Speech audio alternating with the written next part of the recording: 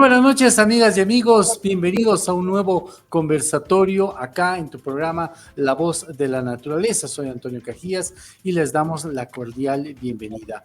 El día de hoy vamos a hablar de un tema muy interesante que ha emitido justamente la Fundación Tierra, el cual hemos denominado Reserva El Choré, análisis y reflexiones de un estudio de la Fundación Tierra. Y para esta oportunidad vamos a contar justamente con el autor e investigador senior de la Fundación Tierra. Estamos hablando de Gonzalo Colque.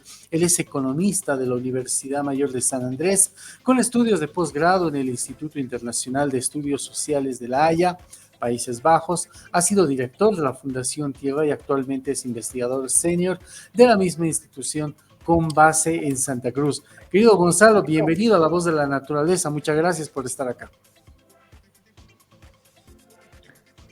Muchas gracias al programa por la invitación y particularmente a Antonio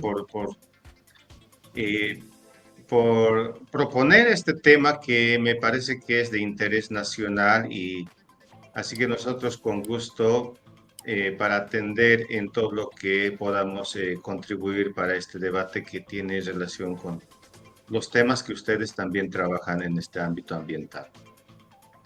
Muchísimas gracias, Gonzalo. Y efectivamente, el día de hoy vamos a hablar de este último estudio que ha realizado la Fundación Tierra. Y es que la Reserva de Producción Forestal El Choré es un área boscosa destinada a la producción forestal sostenible en el departamento de Santa Cruz. Sin embargo, esta está siendo eliminada para ampliar la frontera agrícola. El río Ichilo, que funciona como un límite natural de la reserva con la región cocalera del Chapare, ha impedido el avance de los asentamientos ilegales con fines agrícolas. Sin embargo, el lado del bosque que colinda con la zona agroindustrial de La Soya ha sufrido una notoria invasión de pequeños asentamientos, de pequeñas propiedades y medianas también. Esta noche vamos a abordar esta temática justamente con Gonzalo. Gonzalo, ¿cómo inició justamente este estudio que ustedes abordaron en la Fundación Tierra? Bueno, nosotros en realidad habíamos hecho un estudio un poco más grande desde el año pasado, que hemos publicado, me parece que en el mes de septiembre o agosto, que se llama Cambio Climático en Santa Cruz. Es un trabajo de largo aliento que hicimos y finalmente hicimos la publicación y la difusión sobre esta problemática. Y ahí particularmente nuestra contribución fue mostrar que los problemas climáticos, particularmente de la zona del norte integrado y la Chiquitanía de Santa Cruz, tenían relación con los problemas de deforestación y de la agricultura, que finalmente es la fuerza económica que está por detrás de estos cambios a gran escala de los paisajes cruceños. Y a partir de ese estudio estuvimos dando seguimiento a los problemas ambientales que se han acumulado en el mes de octubre, y entre ellos estaba este problema de la humareda, del denso humo que se posó sobre los cielos de la ciudad de Santa Cruz y obligó a las autoridades a suspender por una semana las clases. Realmente aquí en Santa Cruz han sido días muy complicados en términos de la calidad del aire y de la contaminación que se daba a partir de este humo que tenía su origen obviamente en la deforestación, pero no estaba muy claro en ese momento cómo se había dado origen a ese problema que surgió un lunes, un domingo en la noche en realidad. Y es que ahí, ya revisando la información, vimos, y también mucha gente, periodistas, comunicadores, vieron que el origen particularmente de este evento climático de Santa Cruz estaba en el Choré, ¿no? Que está al norte del norte integrado, y que los vientos del norte se habían encargado de arrastrar hasta la ciudad de Santa Cruz. Y a partir de ahí exploramos un poco más los trabajos de información que ya teníamos sobre el Chore y estuvimos trabajando la semana pasada en difundir esta información que me parece que es importante para abordar de manera mucho más integral esta problemática climática y ambiental en este país. Perfecto, Gonzalo. Hablemos acerca de cómo surge el tema de la reserva forestal El Choré. Sabemos que es una reserva que es justamente para producción forestal, pero que sin embargo a finales del siglo pasado ha habido justamente una modificación en lo que es una superficie importante, lo cual ha sido justamente utilizada en el tema de dotaciones, de realización de titulaciones, justamente a partir de un decreto supremo y que el INRA justamente ha usado, se podría decir, estas superficies. ¿En qué momento surge justamente esta problemática? Se podría decir, digamos, de que el INRA hace uso de esta área. Mira, todos sabemos que el Chore ya lleva muchos, incluso años y décadas de ocupaciones y asentamientos ilegales permanentes, ¿no? Es una zona, para empezar, de gran riqueza natural. Ya a finales de los 60 se creó esto por decreto, y es una zona inicialmente, yo diría, hasta sobreexplotado en cuanto a la extracción de la madera. Ahí estaban las concesiones forestales, ahí había gran actividad de extraer madera, ¿no?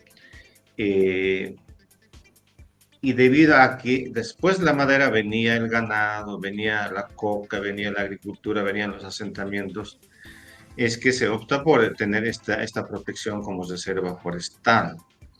Pero obviamente la declaración de los 60, 70 no ha aguantado, que en los hechos había mucha presión demográfica, ¿no? Y económica sobre este gran área de Santa Cruz que tiene pues más de 1 millón de hectáreas.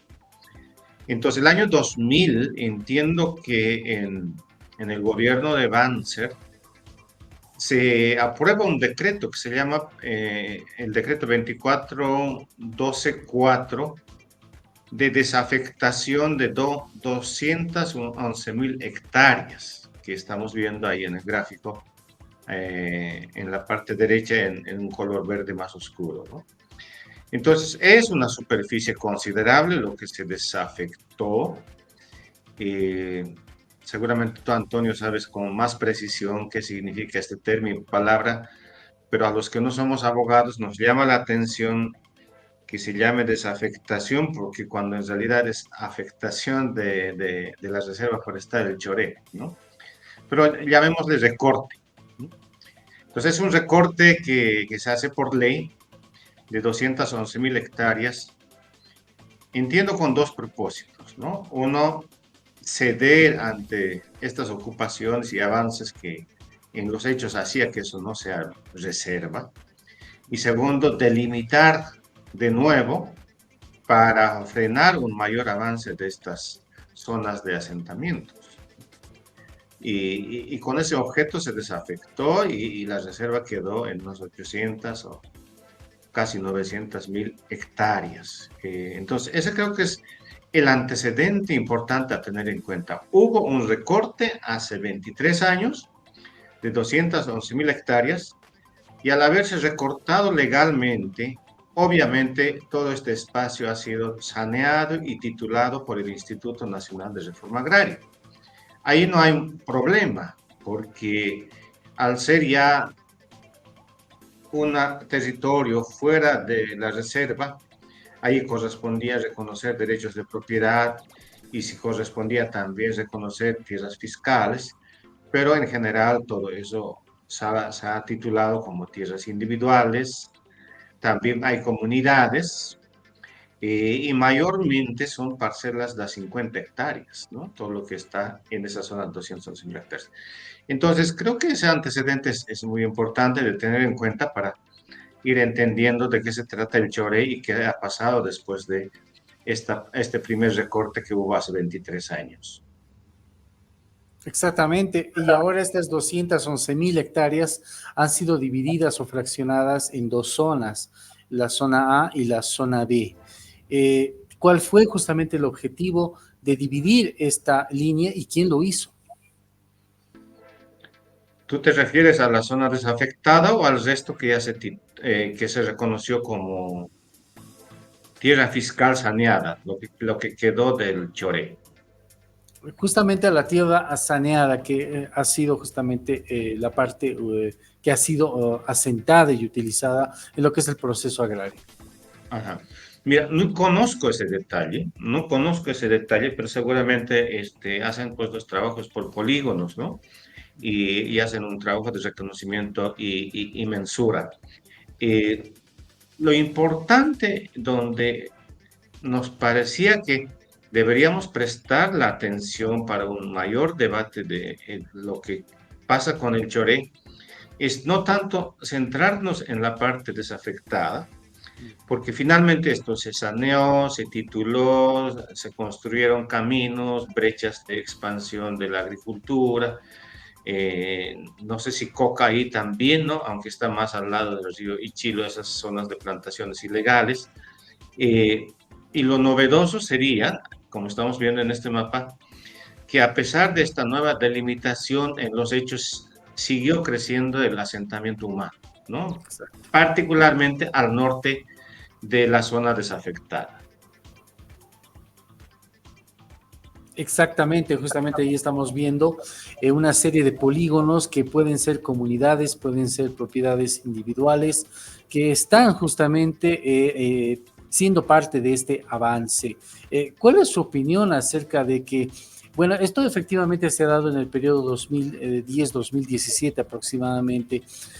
¿Cuál es la opinión de usted acerca de lo que menciona el actual director del INRA, que indica que en su gestión pues no ha realizado ningún tipo de titulación, ningún tipo de saneamiento? Sin embargo, esto se arrastra de otras gestiones y obviamente responsabilidad del INRA? Sí, eh, entiendo que ha sido una manera de evadir una pregunta certera y muy contundente de los periodistas de si hay tierras tituladas en el Choré, ya no en las zonas desafectadas, sino en lo que legalmente es el Choré, o no hay tierras tituladas, ¿no? Y la respuesta de la principal autoridad agraria ha sido que no hubo titulación en su gestión, ¿no? Refiriéndose del año 2020 en adelante, lo cual no hemos nosotros eh, trabajado en verificar si es así. Muy probablemente es así porque, como tú mencionas, Antonio, gran parte de la zona desafectada ha sido titulada en los últimos 7, 8 años, 2011 adelante, ¿no es cierto? Porque para empezar, nuestra intención no era buscar verificar si realmente había en su gestión o no, sino que nuestra intención era que dentro de la reserva se podía verificar y constatar con información del propio INRA que se había hecho titulaciones de tierras, ¿no? Entonces, lo correcto, me parece, era que el director informe y diga que efectivamente hay tierras tituladas por el INRA, que aunque no son de su gestión, se lo ha hecho dentro de de la zona protegida y por lo tanto, pues eh, correspondía pues al INRA proceder a una revisión, a un examen, ¿no? Y a un trabajo valorativo, tanto técnico como jurídico, de qué había pasado con esas propiedades, ¿no? El Viceministerio de Tierras, de hecho, tiene competencias para iniciar procesos, ¿no? Que puedan llegar a la anulación, ¿no? O a retroceder en los procesos de saneamiento.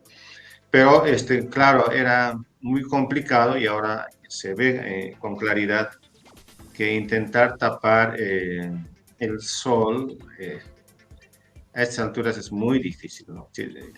Queda por todo lado claro que dentro de la Reserva Forestal del Choe se han hecho titulaciones, ¿no? Se han hecho titulaciones en dos zonas, en la parte sur y también en la zona norte de la zona desafectada, que sería donde estaba la concesión forestal, creo que se llama San Pedro, ¿no? San Pedro, exactamente. Donde un poco se ha manipulado y se han movido las coordenadas para intentar sumar unas 12.000 hectáreas a la zona desafectada y proceder a titular. Esa zona que estamos viendo, el área 2, ahí en el gráfico 2, es una zona que ha hecho trabajo de saneamiento el INRA. Entiendo que no ha titulado porque era muy obvio que estaban infringiendo las leyes, pero ha hecho todo el trabajo de mensura, de intervención en campo, de delimitación. Yo he hablado con gente que ha ido a esta zona esos días de conflicto y me han mostrado fotografías de que han hecho amojonamiento, ¿no? Entonces, hay mojones en los linderos que están georreferenciados y seguramente hay informes técnicos, relevamiento de campo, seguramente ahí. Entonces, todo eso, obviamente, aunque no haya llegado a la titulación, al estar vigente es ilegal. Si no hay manera de justificar ese tipo de procesos de saneamiento conducentes a la titulación privada de estas tierras, cuando de hecho esta zona es tierra fiscal no disponible. Exactamente, y el director esta semana, la pasada semana, ha indicado claramente que no ha procedido a realizar este tipo de titulaciones o saneamientos justamente por no ser tierra fiscal no disponible. Sin embargo, vemos claramente que estas áreas justamente han sido afectadas con procesos de mensura, como bien lo menciona Gonzalo. Otro elemento importante también, el CERNAP, por ejemplo, esta semana o la semana pasada ha emitido un comunicado en el cual indica que periodos y gestiones anteriores ellos han emitido certificados de uso para el tema de la minería y ellos indican que van a regularizar, es decir, van a modificar y van a retroceder en estos permisos. ¿Usted cree que podría hacer algo así el INRA, que debería justamente hacer una especie de auditoría acerca de todos estas titulaciones, saneamientos irregulares? Yo creo que aquí hay delitos, ¿no? Y incumplimiento de deberes, de responsabilidades. Quizá hay alguna explicación para área 1, que está en la parte sur, o son titulaciones antiguas. No tengo mayor detalle, pero lo más delicado desde nuestro punto de vista es ese área 2, donde está la concesión, exconcesión San Pedro de 12.000 hectáreas, ese rectángulo verde que vemos al sur de la reserva forestal, ¿no? Entonces, aquí las responsabilidades más graves, obviamente, las autoridades anteriores que han hecho procesos de saneamiento y de intervención en campo, a sabiendas de que es tierra fiscal no disponible, ¿no? Hay otra, me parece, otra vulneración del debido proceso en cuanto a temas técnicos relacionados con cambio de la línea divisoria, ¿no? Básicamente han utilizado una coordenada que quedaba un poco más al norte para afectar una franja, es decir, las dos franjas verdes que no se ven ahí, pero que están a los dos costados de ese área 2, ¿no?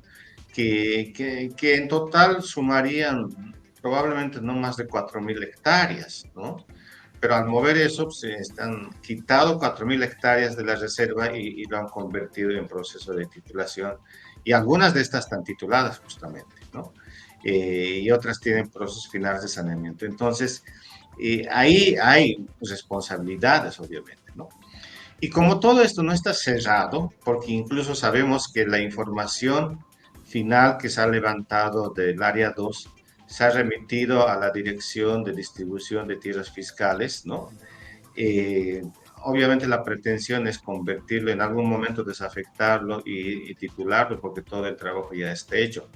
Entonces, aunque no se titulen estas zonas, al estar calificada como una zona en proceso de saneamiento, me parece que también ya tiene responsabilidades las autoridades actuales por mantenerlo en vilo, por mantener este compromiso con la gente de que algún momento se va a titular y por no cerrar y no certificar definitivamente como tierra fiscal no disponible y proceder al desalojo de la gente que está asentada de manera ilegal en estas zonas, ¿no? Entonces, creo que es muy delicado el tema y creo que es muy importante que las autoridades actúen apegados a la norma, a la ley, a los procedimientos, ¿no? Y puedan un poco retroceder en sus dichos y posturas y proceder a revisar los antecedentes de los trabajos de saneamiento que han afectado al Choré, ¿no? Y enmendar los errores de interpretación que han habido también en esta zona particularmente, al decir que el INRA no habría intervenido. Ha intervenido y está declarado como en proceso de saneamiento. Exactamente. Y bueno, el año pasado se ha iniciado un proceso fuerte de verificación de la función social en diferentes comunidades dotadas con resolución de autorización de asentamiento en diferentes municipios del departamento de Santa Cruz, principalmente la Chiquitanía. En ese proceso de verificación de la función social, pues se han empezado a ver y verificar que muchas de estas comunidades, a nombre del cumplimiento de la función social, pues queman, incendian, ¿no es cierto? Pensando que es cumplimiento, ¿no es cierto? Entonces, ¿usted cree realmente que los incendios que actualmente estamos viviendo, tanto en áreas protegidas, en áreas de reservas forestales o en otros tipos de áreas, están relacionados con esta verificación de la función social que no tiene evidentemente una socialización acerca de lo que es la protección de los recursos naturales? Seguro que sí. Seguro que parte de los incendios nacen en estas nuevas comunidades que tienen asentamientos y la presión por demostrar de que hacen actividad económica, ¿no? Actividad productiva y tienen que yaquear, desmontar y proceder a la quema. Estamos hablando de más de 1.000 asentamientos en el caso del departamento de Santa Cruz, que juntos suman más de 1 millón de hectáreas de distribución de tierras fiscales. Entonces, las estadísticas señalan y los datos también históricos señalan que las comunidades nuevas asentadas en tierras fiscales son parte del problema de los incendios forestales, ¿no? Y además con el siguiente agravante, en muchas de estas comunidades el manejo del fuego o la experiencia de la gente en el manejo del fuego no es la deseada, ¿no? Y al no tener una experiencia óptima en el manejo del fuego, pues estos chaqueos se convierten, estas quemas que podrían inicialmente haberse pensado para 5 hectáreas, 10 hectáreas, se convierten en incendios descontrolados. Y cuando esto se combina con lo seco que está Santa Cruz, con los vientos, gran parte, no tengo el dato preciso ahora, pero me animaría a decir que por lo menos una mitad de las áreas quemadas que reportamos cada año es fácilmente incendio descontrolado, ¿no? Entonces, eso está pasando de manera recurrente y ahí obviamente estas comunidades nuevas están implicadas. Pero creo que hay dos elementos más a tener en cuenta. Si no son los únicos propietarios de la tierra, no son los únicos que desmontan y habilitan nuevas tierras de cultivo, sino están los privados, ¿no? Los medianos y los grandes están porque tienen dotación, no dotación, tiene titulación de tierras en zonas de bosques que se están desmontando.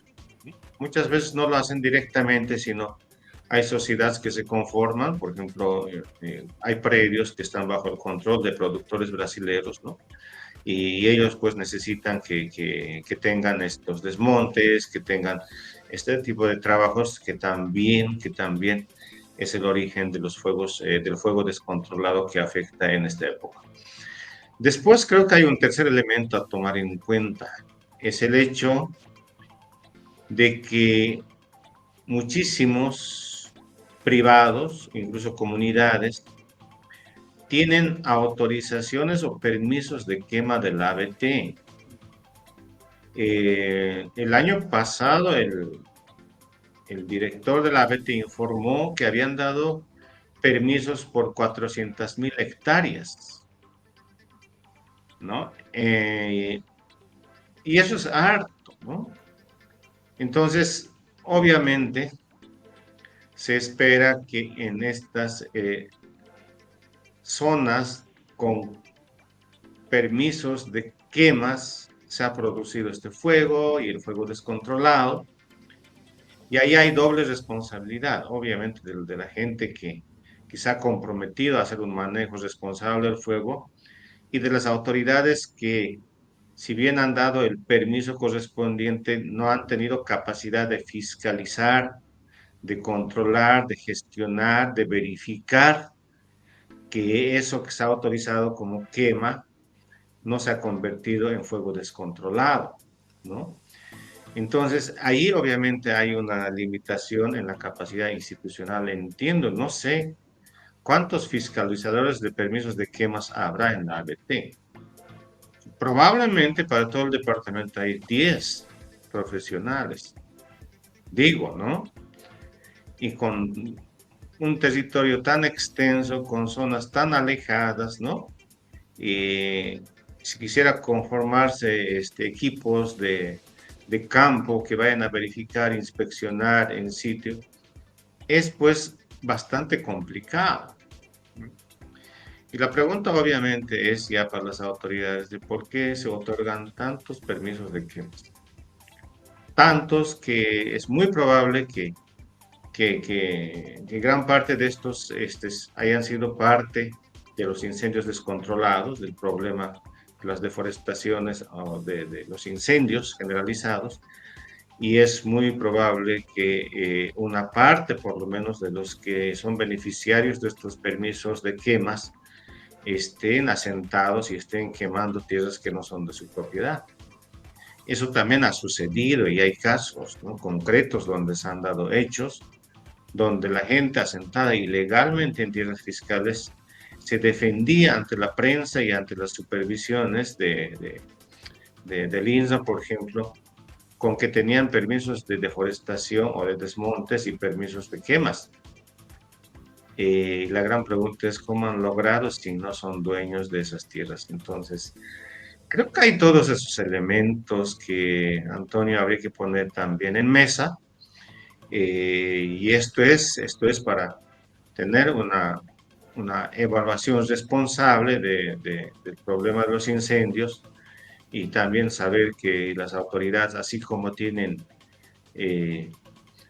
competencias para dar permisos de quemas, igualmente tienen responsabilidades de fiscalizar y esa parte creo que está fallando.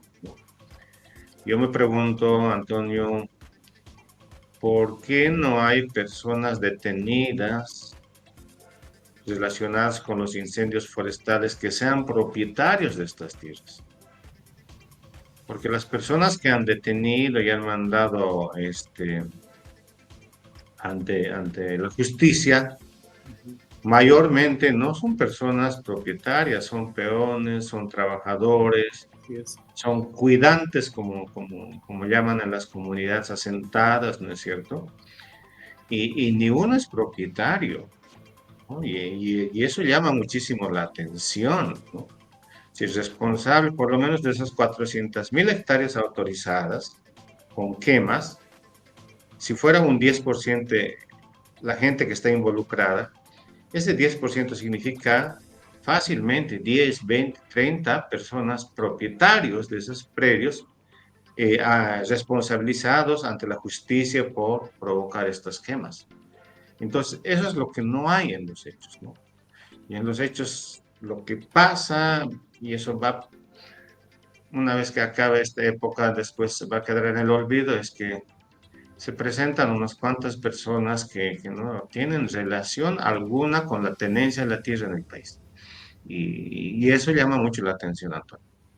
Exactamente, y también tiene una especie de relación con lo que es la minería ilegal.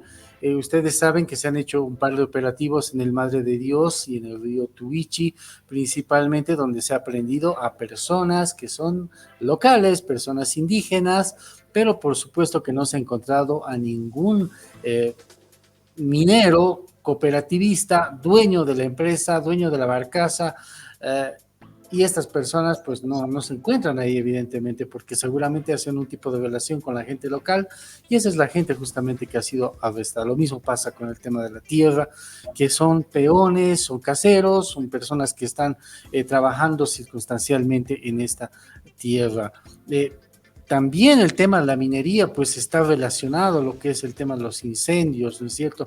Estamos viendo en el departamento de La Paz cómo la deforestación, cómo la ampliación de una minería primaria, de una extracción de oro primario, a una extracción de oro secundario, ya ingresando a lo que es, se podría decir, la tierra misma, está generando también el tema de los desmontes y evidentemente los incendios.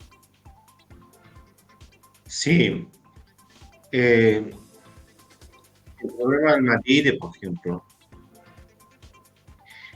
no es nada nuevo la explotación de oro en el norte de La Paz, ¿no? Eso tiene fácilmente 40 años, 50 años. Mapire es un gran centro minero, ¿no? Que sufría deslizamientos, desastres, porque sobreexplotaban las riberas de los ríos, ¿no? Y eso afectaba a las viviendas, a las zonas de asentamientos. Eh, y digamos, en esa medida no era un problema mayúsculo. El tema es desde el momento en que la minería entra a un ciclo que en economía se llama la bonanza de las materias primas, porque el precio internacional del oro se elevó enormemente en 2017, 2018, alentó muchísimo la exportación del oro, porque todo el mundo quería tener oro en sus reservas, ¿no? Porque se venía una nueva crisis global de la economía, y se mantiene ese precio alto hasta el día de hoy. Y Bolivia, que exportaba 2 toneladas, media tonelada, 3 toneladas de oro, acaba exportando como 50 toneladas de oro por año. Solamente La Paz, Antonio, estamos hablando de La Paz. El año pasado La Paz en exportaciones sumó como 1.500 millones de dólares. Bastante significativo para un departamento que no es tradicionalmente exportador. A mí me llamaba mucho la atención por qué había subido la exportación de La Paz, del departamento de La Paz. Y sucede que como de esos 1.500, como 1.000 millones son del oro, ¿no? Entonces, sin el oro, las exportaciones de La Paz son la tercera parte de lo que tiene oro. Entonces, al margen de los problemas económicos, lo cierto es que la minería del oro está teniendo un impacto económico muy fuerte. Y ese impacto económico se traduce en una fuerza política del sector cooperativista muy fuerte, se traduce en favoritismos en la parte política con este sector, porque finalmente genera divisas, ¿no? Divisas que necesita tanto el gobierno nacional para tener dólares en el mercado boliviano o para aumentar las reservas de oro en el Banco Central. Y es tan fuerte esto que prácticamente es permitido, ¿no? Es tolerado, ¿no? Por decir de alguna manera, ¿no? Sino alentado. Y además es un sector que paga pues unos impuestos casi simbólicos, ¿no? Entonces la minería ha tenido y tiene este peso económico que mientras no cambie el escenario internacional, dudo que baje significativamente, ¿no?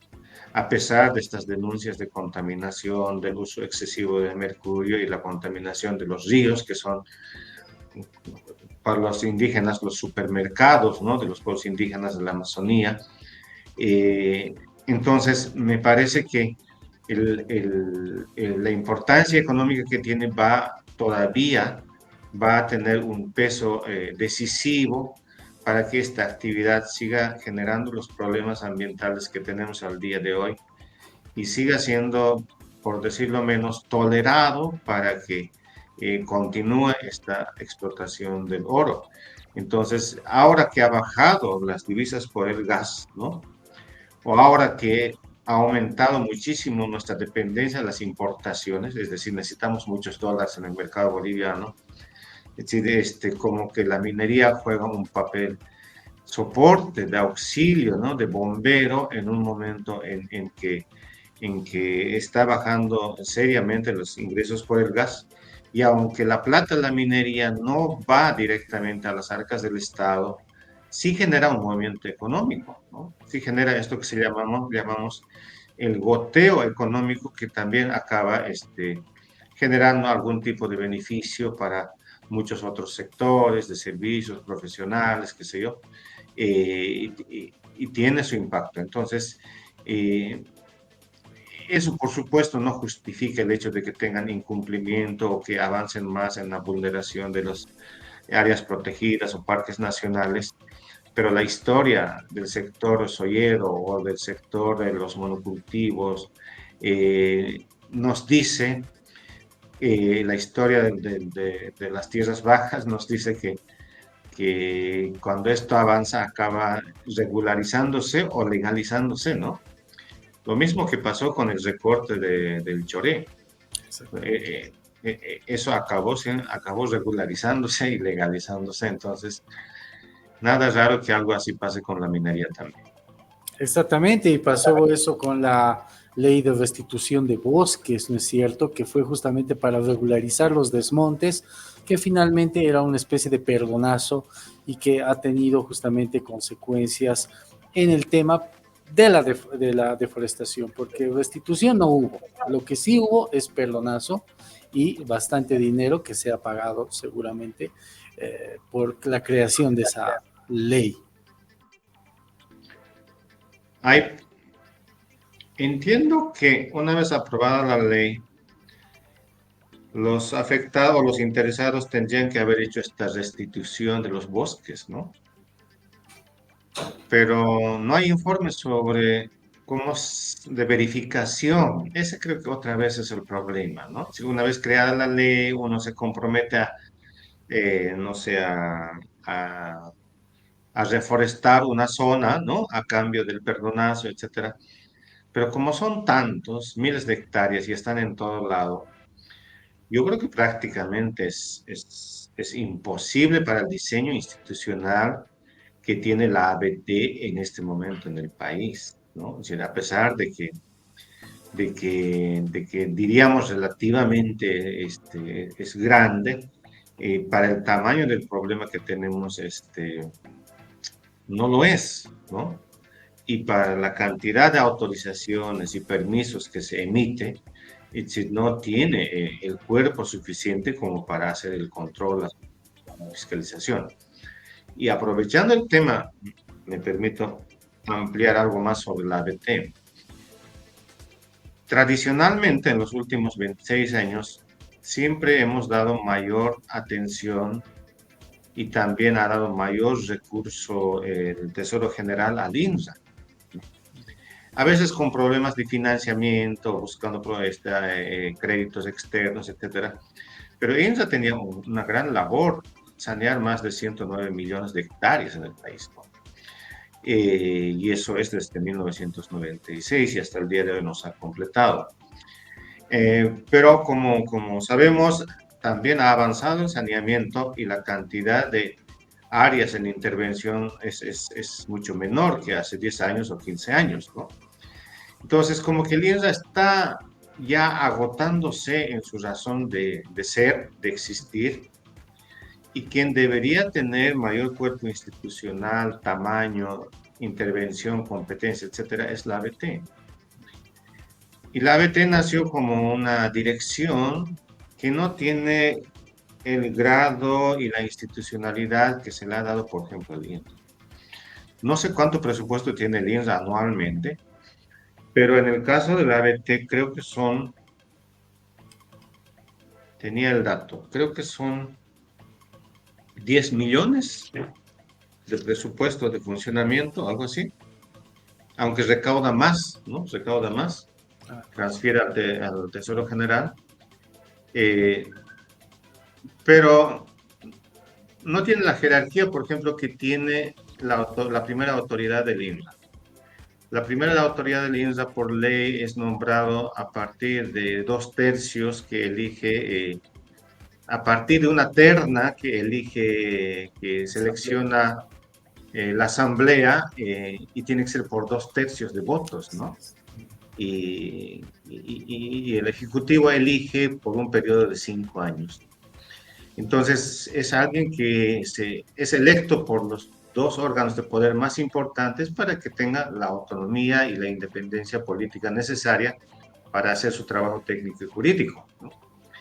Y la ABT no lo tiene, ¿no? La ABT no, a menos que esté equivocado, creo que no pasa, digamos, no tiene esa categoría las autoridades y pueden ser elegidas casi a dedo por el ministro del ramo. Cuando la ABT necesita pues una jerarquía mayor, una independencia de intereses políticos y económicos mucho mayor, ¿no? Y se constituya en un órgano de fiscalización, que se constituya en un órgano de protector de los recursos naturales, tierras fiscales, áreas protegidas, etcétera. Porque los que no tienen dueños son estas áreas protegidas y ahí las autoridades se pasan la bolita, como se dice, porque tú que eres profesional del tema, Antonio, y conoces temas, todos los privados, incluso sin tener títulos agrarios, le ponen alambrado, cerco y portones a sus propiedades, ¿no? Incluso no importa si son montes, ¿no? Y los únicos lugares que no tienen cerco, ni alambrado, ni portones, ni cuidantes, ni caseros, son las tierras fiscales, ¿no? Y nadie se hace responsable o dueño de las tierras fiscales. Entonces, ahí creo que se necesita pues un rediseño. Esto se ha hablado varios años entre los especialistas agroambientales de estos dos órganos, ¿no?, agroambientales. Y ese rediseño se está haciendo esperar demasiado, ¿no? Las propuestas no se están discutiendo. Creo que en algún momento con Juan Carlos Rojas había interesantes discusiones. Alejandro Almaraz también participaba en eso, ¿no? En que ahora el INSA tiene que cumplir otro tipo de roles, ¿no? El viceministerio también tiene que cumplir otros roles, ¿no? Y tiene que tener más este componente ambiental, etcétera. Entonces, todo eso también se abandonó y obviamente ahí hay un problema delicado y bastante grave si pensamos en el mediano plazo, ¿no? La ABT, gran parte de las recaudaciones que hace, lo hace por trámites burocráticos. Sus recaudaciones mayormente no provienen de recoger las multas, las sanciones, ¿no? Sino vienen mayormente por las fotocopias, por los valorados, por el proceso administrativo, digamos, ¿no?, en el manejo de los recursos naturales. Y esos creo que son indicadores de que debemos reencaminar, ¿no? Y habiendo tantos problemas ambientales como hay, hacer un rediseño institucional de estos órganos que son importantes en su creación. Exactamente, y yo recuerdo muy bien que en la gestión de Juan Carlos Rojas se estaba haciendo una institucionalización de lo que es el INRA. El Tribunal Agroambiental, que posteriormente tenía justamente esa idea de tener un ámbito y un paraguas mucho más integral, se podría decir. Sin embargo, se ha convertido en una institución agrarista, ya que la mayoría de los funcionarios son justamente ex-INRAs y gente ligada justamente al tema agrario. Pero este año justamente hemos tenido la posibilidad de usar al Tribunal Agroambiental para que vean tema de minería, por ejemplo, con lo que fue justamente el tema de la resolución de un juez agroambiental en el cual cauteló el río, parte del río Tuichi, y fue justamente un hito, se podría decir, ya que el Tribunal Agroambiental generalmente no se fija ese tipo de elementos, así que creo que podría reencaminarse y eso a pulso y a pulmón, digamos, de la gente, ¿no? Yo creo que sí, el tribunal creo que ha hecho mucho esfuerzo en, en, en impartir justicia, pero quizás los resultados no hemos evaluado y es tiempo también de evaluar. Yo valoro muchísimas cosas del Tribunal Agroambiental. Creo que hay una jurisprudencia importante en muchos temas agrarios, ambientales. Todavía gran parte de los pleitos y los juicios son por tierras y no tanto por derechos de bosques o recursos naturales en general, ¿no? Ahí hay menos desarrollo, digamos, en cuanto a práctica. Y valoro muchísimo que el tribunal tenga en línea, en el Internet, información sobre las resoluciones, ¿no? Sobre las sentencias agroambientales, porque eso demuestra que hay un principio de transparencia y de accesibilidad de información de interés público, ¿no? Eso no lo tiene el INSA, por ejemplo, en este momento, ¿no?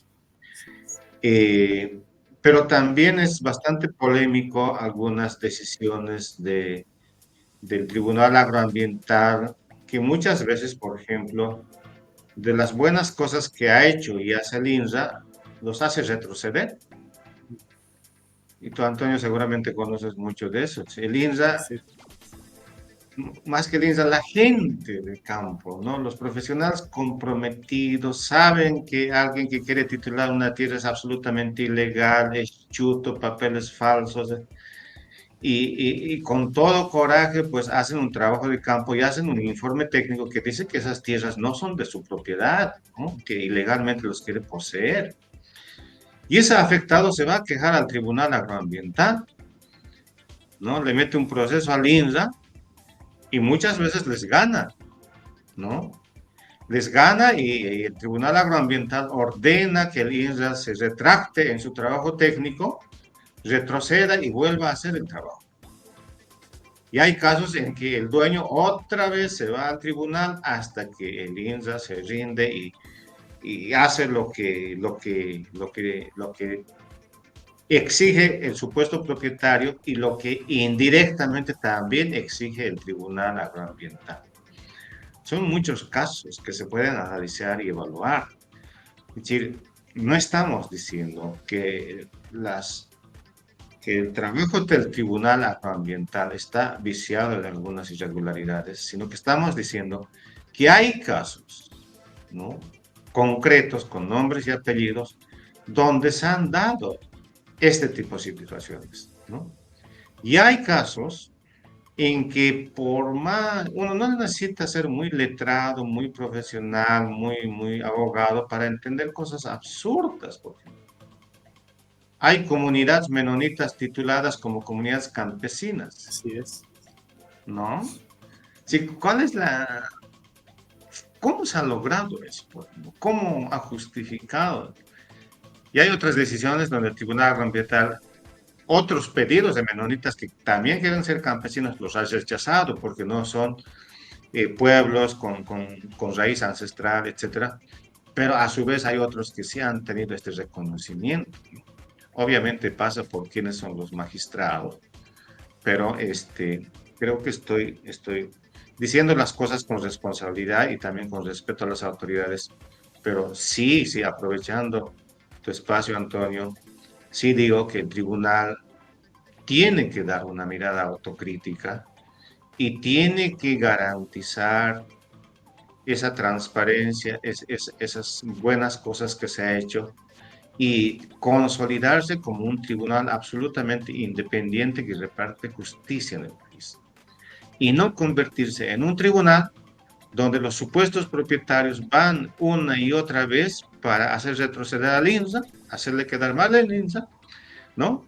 Y muchas veces ganar procesos de por medio que tienen pues altos intereses económicos. Porque hay propiedades que valen $500,000, hay propiedades que valen $1,000,000, ¿no? Entonces, obviamente esos casos, obviamente despiertan, por decirlo menos, despiertan susceptibilidades en la gente y ahí creo que también hay que trabajar. Entonces, quizás sin querer estamos tocando tres temas importantes, el tribunal, la ABT y el INSA, pero al final son parte de un solo diseño institucional que deberíamos tener. Y aprovechando también que tú conoces bien, bastante bien de todo esto, Antonio. Exactamente, querido Gonzalo, muy interesante realmente el análisis que estás realizando en este tema que hemos denominado justamente análisis y reflexiones de lo que es el tema del choré. Pero bueno, la semana pasada, ya para finalizar el conversatorio, la semana pasada se ha promulgado la ley 1525, que es la ley de protección y conservación del cóndor andino. Esta ley, en uno de los artículos, permite justamente ampliar la pena por el tema de los incendios, especialmente en áreas protegidas, y también endurece lo que es el Código Penal acerca de gente que realiza el tema de las quemas. Ya está vigente, ha sido promulgada recientemente. Gonzalo, ¿cuál es tu expectativa acerca de esta ley? No he revisado en detalle, eh, así que no tengo una opinión muy informada, sería irresponsable comentarlo, pero como tal, como una medida ambiental importante, me parece sumamente relevante que a partir de iniciativas concretas para la protección, en este caso del cóndor, se asocie con los derechos ambientales y con la necesidad de proteger sus hábitats, ¿no? Y los espacios de vida que no solamente son de las personas. Y lo pondero más porque estuve revisando, aunque muy por encima, el día de hoy, cuántas leyes se están aprobando en esta última gestión y el año pasado sobre temas ambientales, ¿no? Sobre temas de protección de los recursos naturales. Y creo que los diputados están en deuda con la ciudadanía. No hay ningún tipo de ley, ¿no? Por lo menos había perdonazos, diríamos, ¿no? Antes, pero no hay, no sé qué ha pasado, ¿no? O no es motivo de debate, no sé cuáles son los trabajos de las comisiones de tierra y territorio, de medio ambiente, no hay. Y muchas veces hemos también pecado en el país de aprobar leyes pues súper espectaculares como derechos de la madre tierra, así, pero a veces hacen falta medidas normativas mucho más concretas como esta, que al final creo que son los que pueden ayudar a decidir el norte o el nuevo norte por donde tendría que ir el uso y el aprovechamiento de los recursos naturales, ¿no? Porque si las leyes siguen facilitando más, siguen creando más puertas de escape a las responsabilidades o más facilidades para invadir nuevos territorios, ahí vamos a estar fallando, ¿no? Pero se puede hacer mucho, mucho trabajo. Por ejemplo, ¿qué podría hacerse sobre las tierras indígenas, las TCOs, que idealmente estaban pensados como el hábitat de los pueblos indígenas, las tierras bajas y que particularmente la intención era promover un modo de vida, ¿no?, distinto a la sociedad moderna. Y ahí han pasado dos elementos, muchos se puede comentar, pero dos elementos que me parecen importantes. Uno, muchas de estas TCOs se han titulado en zonas donde no están asentados las comunidades o los pequeños centros urbanos de las poblaciones indígenas. Sí, está en otro lado la población indígena y el territorio titulado está en otro lado. Esto básicamente por los nuevos asentamientos que han copado zonas, ¿no? Por ejemplo, los pueblos han consolidado su presencia a lo largo de la carretera también, y las zonas de carretera son más apreciadas y más demandadas por gente particular y por lo tanto no llega a titularse como TCO.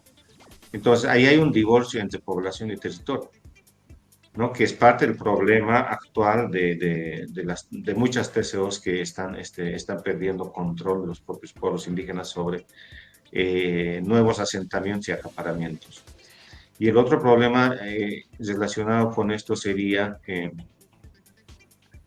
que la población indígena, a veces ellos mismos participando, están vendiendo tierras de TCOs a particulares, ¿no? Y son derechos de posesión.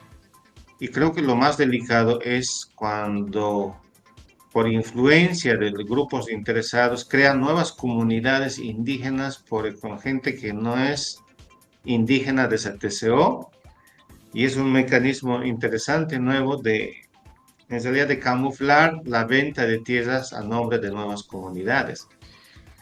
Y no sé si eso recae dentro de su autogobierno, pero es una manera de despojar las TCOs que en varios casos está avanzando a un ritmo muy acelerado. Bueno, es otro tema, pero tiene que ver también tiene relación también con la necesidad de proteger este tipo de territorios. Exactamente, y seguramente lo vamos a ampliar en algún otro conversatorio, querido Gonzalo, porque realmente el tema agrario, el tema tierra, el tema de los derechos de los pueblos indígenas está evidentemente relacionado con lo que es la temática ambiental. Te queremos agradecer profundamente por haber participado acá en La Voz de la Naturaleza, querido Gonzalo, y nada, el compromiso para que en otra oportunidad podamos seguir hablando de más estudios, de más trabajos de la Fundación Tierra. No, muchísimas gracias a ustedes y aprovecho la ocasión también para sumarme a los aplausos de apoyo al trabajo comprometido que ustedes están haciendo y que trabajos como eso hacen pues mucha falta en el país. Ojalá siga creciendo eso y nosotros dispuestos a colaborar en lo que se pueda, Antonio. Muchas gracias por la invitación. Muchas gracias, querido Gonzalo. Conmigo será hasta la próxima oportunidad con más acá en La Voz de la Naturaleza.